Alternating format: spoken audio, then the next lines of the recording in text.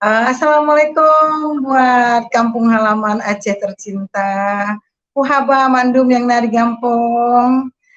Abang, adik, kak, mandum yang nari Aceh, yang nari gampong. Semoga sehat walafiat selalu dan selalu sabe Allah sertai di dalam setiap perjalanan. Saudara-saudara Long yang nari gampong. Pak, terima kasih Pak buat kesempatan yang Bapak berikan kepada saya. Saya menyaksikan cinta kasih Tuhan Yesus kepada saya. Ya, Saya silakan, berlatar belakang asli dari Aceh, lahir di Aceh, orang tua asli Aceh, besar di Aceh, SD, SMP, SMA, bahkan sampai kuliah pun saya tinggal di Aceh. Namun rencana Tuhan bukan rencana saya. Saya asli Aceh Pak, dan kental dengan Islamnya, dengan syariat Islam yang ada di sana. Dan saya dulu berkerudung, tapi saat ini saya sudah tidak berkerudung Pak. Saya menyatakan cinta kasih Tuhan pada malam ini, saudara-saudara. Saya asli Aceh dan orang tua saya juga salah satu imam di kampung saya, tapi Tuhan Yesus memilih saya. Artinya pada tahun 2010 saya pergi ke Jakarta, dan kepergian saya ke Jakarta untuk main, ya istilahnya kita orang Aceh mau lihat-lihat Jakarta. Kebetulan juga saya punya anak 4. Waktu itu anak saya mau masuk kuliah, saya pergi ke Jakarta untuk anak saya masuk kuliah. Tapi lain rencana saya, lain rencana Allah Subhanahu wa taala pada waktu itu. Saya tinggal di Aceh, di Jakarta, tidak kembali lagi ke Aceh. Saya menetap di Jakarta dengan berbagai kegiatan untuk biaya menyekolahkan anak. Saya berdagang, saya bisnis, saya lakukan apa yang bisa yang menghasilkan uang. Tetapi bukan berarti waktu itu saya melakukan hal-hal yang salah, yang melenceng baik dari agama maupun dari yang ditetapkan oleh penegak hukum. Saya melakukan hal yang biasa, berdagang, memperjuangkan pedagang kecil yang digusur-gusur oleh developer, saya perjuangkan untuk sampai mereka bisa punya tempat untuk berdagang. Tapi di situ saya bisa hidup dan juga saya punya bisnis. Namun di teman bisnis saya itu kebanyakan dari Kristen. Saya selalu menghina mereka. Setiap hari saya mengatakan, kalian setiap hari nyembah Tuhan yang digantung di kayu. Hari gini punya Tuhan gak pakai baju, mikir dong, cuma pakai celana doang. Saya selalu setiap hari ketemu teman-teman, tapi teman-teman saya yang Kristen tidak pernah menjawab saya. Malah mereka tersenyum dan tertawa. Gitu. Tapi saya juga entah kenapa ya, saya berteman, mungkin salah pergaulan juga, membawa saya menjadi punya kasus. Di tahun 2014 saya punya kasus dengan kasus narkoba. Apapun ceritanya, saya mau menyalahkan orang lain, mau menyalahkan diri sendiri, itulah kenyataan yang terjadi pada saat itu. Sehingga pada suatu hari Jumat, bulan Juli 2014, saya ditangkap polisi. Begitu saya ditangkap polisi, saya dibawa ke Polres. Saat itu saya berpikir dunia sudah hancur bagi saya. Kehidupan ini sudah tidak ada lagi bagi saya. Saya berpikir masuk penjara itu adalah suatu kutuk dan sudah habislah hidup ini. Yang saya pikir waktu itu bagaimana cara mengakhiri hidup saya. Yang saya pikir setiap hari Jumat saya ditangkap, dimasuk sel malam minggu. Saya membayangkan, saya berpikir saat orang-orang lain tidur, saya berpikir bagaimana caranya untuk bunuh diri ya, atau untuk kabur. Tapi itu suatu hal yang tidak mungkin untuk bisa saya lakukan. Dan nggak mungkin saya bisa lakukan sebagai seorang wanita, saya melakukan, nggak mungkin. Namun, pada malam minggu saya dimasukin dalam sel, pada hari minggu pagi, dibuat pengumuman oleh polisi di situ, siapa yang mau pergi ibadah silakan bersiap-siap. Nah, di saat saya bersiap pengumuman itu datang, saya berpikir undangan bisnis Pak, ada undangan pembicaraan lahan parkir di Kelapa Gading Pak. Pada waktu itu, begitu saya turun dari mobil, saya nyebrang jalan, saya mau masuk ke salah satu warung gitu. Di depan warung itu ada mobil Jazz warna merah waktu itu. Nah, mereka menarik saya masuk ke dalam mobil. Dua orang. Dan mereka tanya, saya nggak punya itu. Saya bilang, tapi karena saya jalan pakai mobil saya digeledah, dan mereka bilang saya punya, dan itu dengan ukuran kecil, tapi demi Tuhan saya tidak menyimpan itu pada waktu itu. Pada waktu itu saya nggak menyimpan, tapi mereka ada menunjukkan sesuatu benda sama saya, itu cuma sedikit. Ya, dengan jenis sabu-sabu, dan saya dibawa ke kantor polisi, ke Polres. Itu saya sudah pasrah, tidak bisa berkata apa-apa, dan saya juga tidak tahu harus ngomong apa. Saya terima saja kenyataan itu, dan setelah pemeriksaan ditanya-tanya itu, saya hari Jumat ditangkap, malam Minggu saya dimasukin sel wanita. Pada waktu itu malam Minggu jam 8 malam, saya istirahat. Besok pagi saya bangun pagi-pagi, saya lihat ada satu wanita, kebetulan dia cemas. Saya tanya sama dia, kamu siap-siap mau kemana? Mau ibadah. Nah, ada pengumuman siapa yang mau ikut ibadah, siap-siap. Nah, saya tanya sama dia, saya boleh ikut ibadah sama kamu? Ya, dia bertanya sama saya, agamanya apa? Muslim, saya bilang gitu. Boleh ikut nggak? Kalau mau ikut nggak apa-apa, kata dia. Nah, begitu dikeluarin, saya ikut sama dia, ikut ibadah, dan setelah selesai dari ibadah itu, kira-kira ibadahnya 1 jam, selesai ibadah dari situ, kembali lagi masuk ke dalam sel, dan di situ saya mandi, saya sholat lagi, dan besok hari Senin, ternyata teman saya ini yang tadi sama-sama ibadah dengan saya, dia bebas. Saya nggak berpikir apa-apa ya, sudah bebas gitu. Namun minggu selanjutnya saya pergi lagi ibadah. Di ibadah selanjutnya saya mengajak teman-teman satu sel, kebetulan kita ada 5 orang waktu itu. Saya ajak teman-teman yang lain, tapi semuanya pada Muslim. Saya ajak.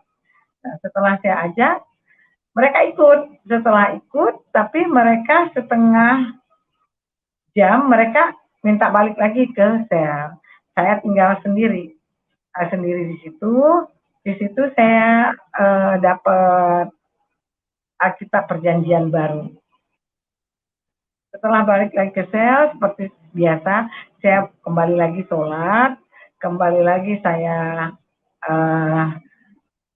ngaji. Tapi setelah saya baca Yasin setengah, saya teringat dengan Alkitab Perjanjian Baru tadi yang saya dapatkan.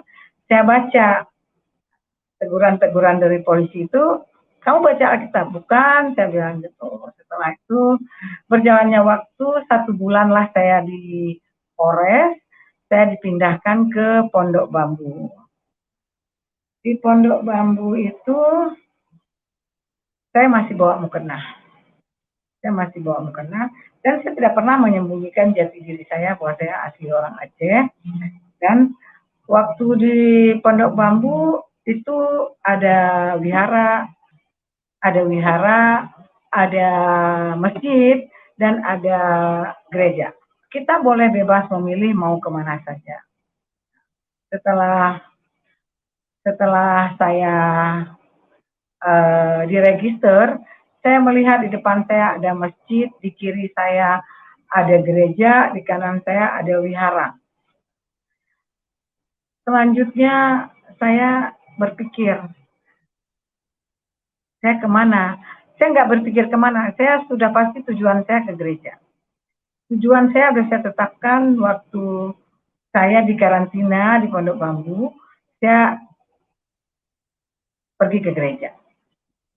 Saya pergi ke gereja karena di situ saya lihat lagi waktu di Pondok Bambu, saya lihat lagi ada toren, itu tempat pengisian air tinggi.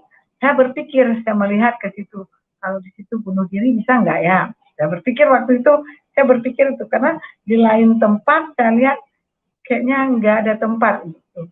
Di toren itu bisa nggak bunuh diri ya? Saya perhatikan setiap tidur pas menghadap ke toren itu, saya perhatikan di situ ada putih. Teman-teman pada bilang situ suka ada hantu, suka ada putih, di situ suka ada hantu. Tapi saya, mana ya hantunya itu? Saya melihat putih gitu. Tapi putih yang saya lihat itu sepertinya bayangan saya itu nggak cocok buat bunuh diri, itu bukan untuk bunuh diri. Akhirnya register memanggil saya setelah identitas saya ditanya-tanya. Saya keluar dari register, saya langsung menuju ke gereja, dan di pintu masuk gereja itu ada petugas, rutan, ada petugas dari lapas. Ya, saya bilang, Bu, saya Islam, saya Muslim, tapi saya mau jadi Kristen. Bisa nggak, Bu? Ibu itu memandang saya, setelah memandang saya, dia bertanya, kamu serius? Iya, Bu. Kalau kamu serius, ya masuk. Saya masuk, saya masuk, saya duduk paling depan di gereja itu, bangku paling depan saya duduk. Ibu petugasnya datang mendatangi saya, dia tanya, saya tanya sekali lagi, kamu serius? Serius. Mari kita berdoa, katanya. Saya tidak mengerti berdoa. Dia pegang tangan saya, ya berdoa, ya berdoa. Setelah itu hamba-hamba Tuhan datang melayani, ya seperti biasa. Tapi saya bersyukur pada waktu itu saya nggak galau masuk di situ. Saya nggak memikirkan masalah saya. Saya pikirkan ibadah orang Kristen itu bagaimana ya, kok menyanyi gitu. Tapi pada waktu ibadah dimulai, pas lagu pujian itu, dengan lagu itu menyentuh sekali hati saya. Seperti saya butuh pertolongan, seperti yang menolong saya ada di depan saya dengan lagu pertolonganmu. Kayak pertolongan Tuhan itu ada gitu.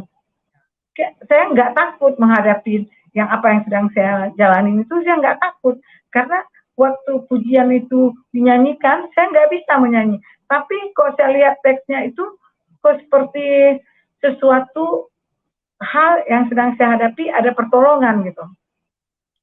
Tapi saya larut itu saya tulis lagu hari berhari, setiap hamba Tuhan datang menyampaikan khotbah selalu ada kata baca firman, baca Alkitab. Saya minta sama petugas, Ibu saya minta Alkitab. Saya minta Alkitab, besok saya ibadah hari dari bulan berganti bulan, selalu disampaikan baca firman dan baca Alkitab. Baca Alkitab. Saya pulang ke blok, ke kamar, saya mulai ambil Alkitab yang dikasih tadi, saya mulai buka dengan Alkitab. Ya, buka Alkitab itu, kalau dulu di Polres saya udah baca Alkitab Perjanjian Baru, itu dimulai dengan Matius. Saya tidak, waktu itu saya belum nyambung. Waktu saya buka Perjanjian Lama, dan di situ saya mulai baca, kok ada kejadian, kejadian apa, gitu. Kejadian apa yang ada di Alkitab. Mulailah saya baca, mulai dari pasal pertama, saya tertarik sekali dengan Tuhan menciptakan apa pada hari pertama, Tuhan menciptakan apa pada hari kedua, pada hari ketiga dan selanjutnya. Seumur saya waktu itu saya 2014 berumur 42 tahun, saya belum pernah membaca atau mendengar Tuhan menciptakan hari pertama, Tuhan ciptakan apa, hari kedua dan selanjutnya. Nah, di situ asik saya membaca sehingga saya melupakan semua masalah yang sedang saya hadapi. Saya menemukan seperti sebuah novel yang sangat tertarik untuk saya baca. Sehingga kita di penjara itu sangat mengalami hal-hal yang tidak enak, itu pasti. Terutama buat tempat tidur. Kalau orang baru itu pasti tidurnya itu tersisih sekali ya. Pas kita tidurnya ya seadanya begitu. Karena tempat yang baru, otomatis saya nggak bisa tidur, saya duduk dengan lampu mati gelap, saya duduk, ya, saya nggak bisa tidur. Tapi di dalam hati dan pikiran saya melihat tertuju kepada satu tempat tidur itu di pinggiran tralis, dan itu ada cahaya lampu dari luar. Saya berkata di dalam hati saya, andai saya tidur di tempat itu ada cahaya lampu, saya bisa baca ya, saya bisa baca Alkitab, saya baca. Itu hanya di pikiran saya. Dan saya waktu itu belum tahu berdoa, jadi tidak berdoa. Tuhan, saya tidak seperti sekarang. Dulu saya tidak tahu sama sekali. Semua saya pakai tulis, semua tulis, doa pun saya tulis. Malam ketiga saya berada di tempat tidur yang tidak enak, 2 malam. Malam ketiga saya sudah ada di tempat yang seperti saya inginkan. Itu dahsyat. Itu dahsyat. Saya nggak tahu bilang, kalau sekarang kan bilang terima kasih, saya tidak ngerti. Kok bisa terjadi seperti yang saya pikirkan ya? Yang dari pikiran, kok bisa terjadi seperti yang saya pikirkan ya? Nah, mulai dari situ, saya mulai baca Alkitab siang malam, saya tidur sebentar, saya bangun lagi baca lagi. Saya bangun baca lagi. Kemudahan demi kemudahan saya alami di dalam penjara. Yang kita pikir di penjara itu kita makan apa, kita pakai apa, kita uang dari mana, semua itu. Tapi saat saya cinta kepada firman Tuhan, di situ saya lihat kemudahan demi kemudahan terjadi. Sampai saya menjadi kepala kamar, sampai saya tidak bayar apa-apa, sampai saya makan pun saya sudah ada teman yang dia jualan di dalam penjara. Dia sore udah bilang, "Mak, makan." Saya pagi udah dia siapin. Saya pikir, kok bisa demikian ya, orang bersusah-susah ya. Tapi saya waktu itu nggak berpikir bahwa itu semua datangnya dari Tuhan. Karena kita semua mengandalkan kekuatan, oh mungkin karena saya kepala kamar, oh mungkin karena dia ambil hati saya gitu. Yang waktu itu saya berpikir seperti itu. Tapi yang dahsyat Tuhan siapkan lagi buat saya, di Pondok Bambu di situ saya punya penyakit tumor, di situ saya tidak sadar. Suatu hari hamba Tuhan datang, dia mengatakan di sini ada yang suka sakit perut gitu gini, sakit perut kalau datang bulan dia sakit perut. Saya berpikir itu seperti saya yang dikatakan, tapi saya nggak mengerti waktu itu, sehingga petugasnya datang ke tempat saya karena dia tahu saya sakit tumor, dia datang, dia mengatakan itu kamu. Saat itu saya benar-benar terkagum, kok begini ya, kok bisa dia sembuhkan? Paling dia, saya nggak berpikir bahwa itu karya Tuhan di dalam kehidupan manusia, ada karya Tuhan yang luar biasa, yang Tuhan berikan kepada kita. Nah, singkat cerita, saya di Pondok Bambu selama 2 tahun. Selama saat itu saya pernah mengalami hidup dikucilkan dari orang-orang yang kita namanya orang Aceh. Di situ juga banyak orang Aceh, dan dia mengetahui saya ke gereja, pasti mereka tidak mau berteman dengan saya, bahkan memandang saya bagaimana. Tapi sedikit pun hati saya tidak gentar, tidak berpikir bahwa oh nggak ditemanin ya sudah. Tapi hal-hal yang ajaib di balik itu saya temui.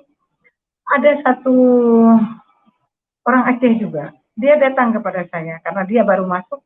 Dia tanya, Maci orang Aceh? Iya, saya bilang saya orang Aceh. Setelah cerita-cerita saya orang Aceh, saya berkata sama dia, kamu jangan kaget ya bila melihat saya besok pagi saya ke gereja. Daripada kamu dengar sama orang, saya ngomong sama kamu. Oh gitu ya, kata dia. Ya, saya pakai bahasa Aceh ngomong sama dia. Terus besok paginya, dia sudah siap-siap pakai baju, dia bilang, Maci, saya juga ikut ke gereja.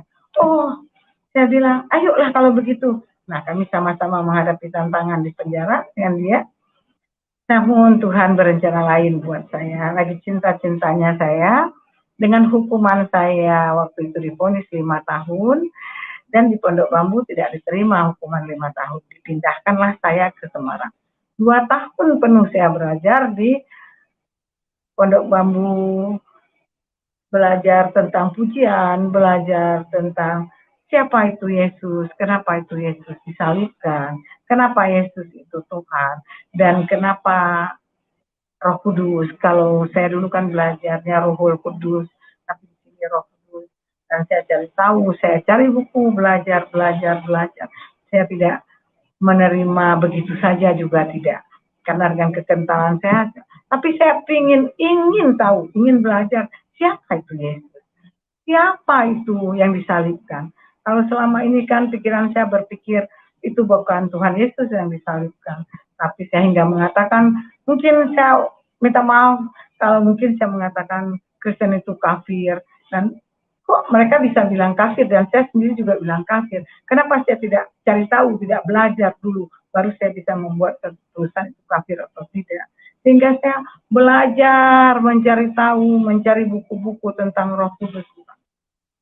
Saya dipindahkan ke LP Wanita Semarang. Di dalam perjalanan ke Semarang, saya berdoa, berkata sama Tuhan, Tuhan, saya percaya ada sesuatu hal yang Tuhan mau tunjukkan kepada saya di LP Wanita Semarang. Berangkat dari Jakarta ke Semarang, ya tetesan air mata itu pasti ya, tapi saya selalu dibilang berdoa, tapi saya ngomong sama Tuhan, Tuhan kuatkan saya, mampukan saya menghadapi semua tantangan yang Engkau berikan di Semarang nanti. Apapun itu, saya percaya Tuhan ada sama saya. Saya sampai di Semarang, di sana tidak seleluasa di LP Pondok. Di sana steril, tidak ada satu apapun pelanggaran yang bisa kita lakukan. Tidak ada yang namanya bisa main-main di sana, tidak. Di sana benar-benar dididik, benar-benar digembleng kita untuk menjadi manusia yang mandiri. Kita harus beda. Di sana ibadah 1 jam. 1 jam itu semua dipimpin oleh napi kecuali khotbah. Semua dipimpin oleh warga binaan, mulai dari pujian, mulai dari penyembahan, mulai dari jadi WA, semua itu kegiatan dipimpin oleh warga binaan. Namun Tuhan yang aku sembah adalah Tuhan Yesus yang hidup. Dia berkarya di dalam aku sehingga aku bisa melewati semuanya. Di sana saya bisa jadi pendoa syafaat, saya bisa buka komsel, saya bisa berdoa, saya bisa, ya Tuhan Yesus berkarya dengan luar biasa atas saya. Sehingga di sana punlah saya mengerti bahwa Tuhan Yesus itu Tuhan dan Juru Selamat. Tidak ada keselamatan di dalam siapapun selain di dalam Dia. Dan yang disalib pun itu adalah Tuhan Yesus sendiri. Di sanalah saya mengerti, di sanalah saya mendalami tentang kekristenan, di sanalah dengan waktu 1 jam saya beribadah dengan lebih sungguh-sungguh. Setiap hari kita boleh di sana mendengarkan firman, kita dikasih kesempatan untuk memiliki fasilitas radio. Jadi radio itu ya tergantung kita mau pakai channel yang mana. Kebetulan saya juga pakai channel yang selalu ada khotbah, pujian, penyembahan, semuanya saya belajar lewat radio, otodidak beneran. Selanjutnya, tantangan juga bukan hal yang mudah di sana. Di dalam kamar kita punya isi kamar itu 40 orang dan bahkan hampir 50 orang. Nah, di sana saya di dalam kamar buka komsel, buka ibadah malam. Dengan kita hanya ada 5 orang. Namun di 5 orang itu kalau kita mau Tuhan jamah. Namun teman-teman sekamar itu pun juga bukan hal yang mudah. Kita harus bermacam ragam. Bahkan negara juga ada di sana. Bukan hanya daerah se-Indonesia, tapi negara juga ada. Ada yang senang dengan apa yang kita kerjakan meskipun itu baik, ada yang tidak senang. Ada yang melaporkan saya bahwa saya membawa orang-orang di kamar itu untuk menjadi Kristen. Saya tidak mau mengajak orang itu untuk menjadi Kristen, tapi saya hanya komsel mereka request lagu pujian apa saya ikutin, dan menunjukkan bahwa kita sebagai yang diajarkan kasih, iman, dan pengharapan itu saya praktekkan. Saya ajak teman-teman untuk mempraktekkan kasih di dalam kamar dengan berbagai macam ragam karakter manusianya. Saya puji Tuhan, Tuhan sertai perjalanan saya di Semarang, sehingga saya dipanggil ke lapas, dipanggil KPLP untuk saya tidak boleh ibadah, tidak boleh bergereja. Karena saya berlatar belakang dari Muslim dan memang KTP saya dari Muslim. Namun, Tuhan yang bekerja di dalam itu semua. Petugas minta syarat saya harus ada surat dari keluarga. Pernyataan dari keluarga bahwa saya sudah bukan lagi Islam, tapi saya sudah menjadi Kristen. Oke Bu, saya bilang. Saya tadi bertanya, apakah surat itu Bu untuk mempertanggungjawabkan saya? Karena setahu saya sudah berusia di atas 40, itu saya sudah bisa mempertanggungjawabkan diri saya di hadapan Tuhan dan di hadapan manusia. Apakah masih perlu surat seperti itu? Oh perlu. Oke. Tuhan bekerja lewat anak-anak saya, memberi izin kepada saya, dan mereka mengirimkan surat pernyataan bahwa orang tuanya sudah Kristen, sehingga saya kembali lagi boleh ikut ibadah sampai saya menyelesaikan pendidikan saya di sana 2 tahun. 2 tahun di Semarang, 2 tahun di Pondok Bambu. Saya bebas tahun 2018. 2018 saya bebas, saya kembali lagi ke Aceh. Karena saya masih punya orang tua. Saya kembali lagi ke Aceh. Orang tua saya dalam keadaan sakit, kembali saya pimpin orang tua saya, membisikkan di telinga orang tua saya bahwa Yesus Kristus adalah Tuhan dan Juru Selamat. Orang tua saya dipanggil Tuhan, saya membuat kesimpulan kalau saya berada di sana iman saya akan mati. Saya juga baru bertumbuh di dalam Tuhan, saya harus kembali ke Jakarta. Saya kembali ke Jakarta dengan biaya nyadong. Kalau bahasa nyadong itu Pak, bahasa penjara minta sana sini untuk saya bisa kembali ke Jakarta untuk melanjutkan iman percaya saya kepada Tuhan. Saya tidak pikir Pak waktu itu saya harus makan apa, harus tinggal di mana, harus gimana, saya nggak pikir. Yang saya pikir adalah saya ingin melayani. Saya ingin melayani. Saya ingin melayani Tuhan. Tapi nggak kepikir dengan tantangan-tantangan itu saya nggak pikir sama sekali Pak. Karena waktu tantangan di sana aja saya bisa lewati 4 tahun penjara, masa di luar saya nggak, masa saya punya saudara-saudara seiman yang nggak mau peduli sama saya, kan nggak mungkin. Burung aja dipiara Tuhan, yang tidak menanam, tidak menuai, masa saya biji matanya saya tidak dipiara Tuhan. Saya melangkah, membuat kesimpulan pergi ke Jakarta. Ternyata sampai di Jakarta, dahsyat dan luar biasa, tantangan demi tantangan saya hadapi, tapi saya nggak bilang itu pencobaan, tapi semua adalah proses. Kalau saya mau diproses Tuhan, saya nggak boleh protes. Saya jalani proses dari Tuhan, saya hadapi semua tantangan Pak, dan puji Tuhan saat ini saya ikut Tuhan Yesus, saya melayani ke penjara-penjara. Saya tidak menyerah sampai di sini Pak, karena saya tahu Tuhan Yesus mati di kayu salib buat saya. Saya terus akan pikul salib Pak, sampai Tuhan izinkan saya kembali. Mungkin walaupun tantangan Pak dari pastilah saya sebagai orang Aceh pasti ada itu Pak, tapi pertolongan dari Tuhan selalu tepat pada waktunya. Dan kabar sukacitanya Pak, saya mengikuti Yesus. Penyakit saya yang dari tumor tadi tidak saya rasakan lagi. Biasa hidup dia Pak, sekarang sudah tidak ada lagi, dan saya telah boleh bersenyum sukacita bersama Tuhan karena dia sembuhkan semua penyakit, terutama penyakit hati. Saya bersyukur Pak, dulu saya nggak bisa mengampuni. Orang yang berlaku jahat kepada saya nggak bisa mengampuni. Pasti saya akan berkata, saya akan balas. Tapi sekarang saya bisa mengampuni. Gimana pun orang menyakiti yakin bagaimanapun orang berkata, bagaimanapun saya awalnya nggak bisa. Saya bilang sama Tuhan, gimana cara mengampuni? Setiap disakiti orang mungkin saya hanya bisa menangis, tapi Tuhan berkata, berbisik lewat Roh Kudus yang selalu memimpin saya berkata, lakukan bagianmu. Bagian saya apa Tuhan? Bagian saya bagaimana Tuhan? Saya dapat jawaban dari firman-Nya, mengampuni. Firman itulah firman Tuhan yang menguatkan saya, firman Tuhan yang mengajarkan saya, firman Tuhan inilah Alkitab, Injil yang saya dapatkan, yang saya percaya sampai dengan hari ini.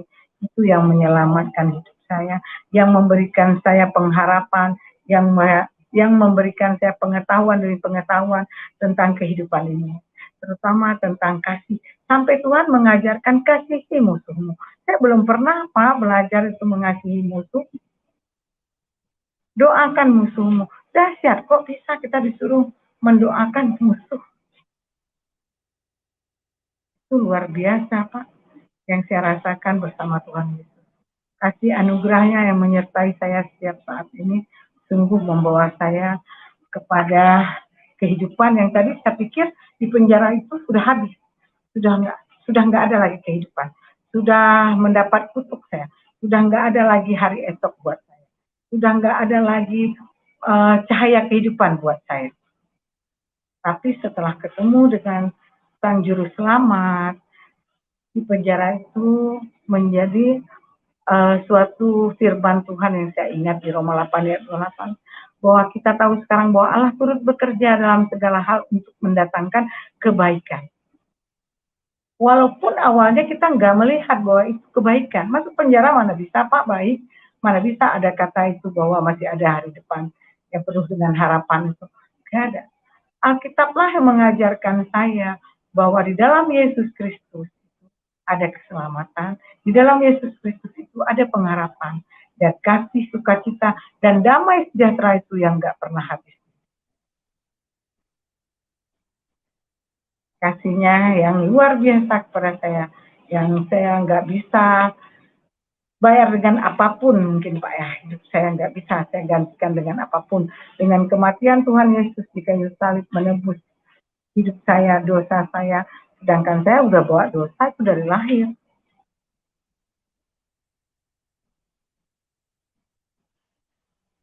Tuhan Yesus itu sangat baik dan luar biasa buat saya. Saya berterima kasih, bersyukur karena kasih anugerahnya yang begitu besar, sehingga saya dipilih Tuhan, tuntun oleh Roh Kudusnya, yang sama sekali tidak pernah mendengar tentang Yesus, bahwa dia Tuhan dan Juru Selamat, yang sama sekali tadi tidak pernah tahu tentang siapa Yesus, apa itu Kristen. Yang saya tahu menghina, yang saya tahu adalah Kristen itu orang kafir, yang saya tahu bahwa mereka menyembah patung. Ternyata semua pikiran, doktrin-doktrin saya itu salah. Dulu saya mungkin ya diajarkan oleh orang tua, mungkin doktrin-doktrin yang saya bawa, sehingga sampai saya ketemu Tuhan Yesus, saya berkata, saya minta diubahkan paradigma saya, cara berpikir saya. Karena selalu berpikir duluan negatif untuk orang lain, mungkin terutama untuk kekristenan, duluan berpikir negatif, duluan berpikir mereka itu begini, mereka pikiran, paradigma saya ini yang selalu berpikir salah. Karena saya tidak mau tahu, tidak mau belajar, tidak boleh pegang mungkin yang punya orang lain bukan saya punya, ya mungkin ya tidak boleh pegang Alkitab, yaitu haram mungkin yang diajarkan paradigma saya.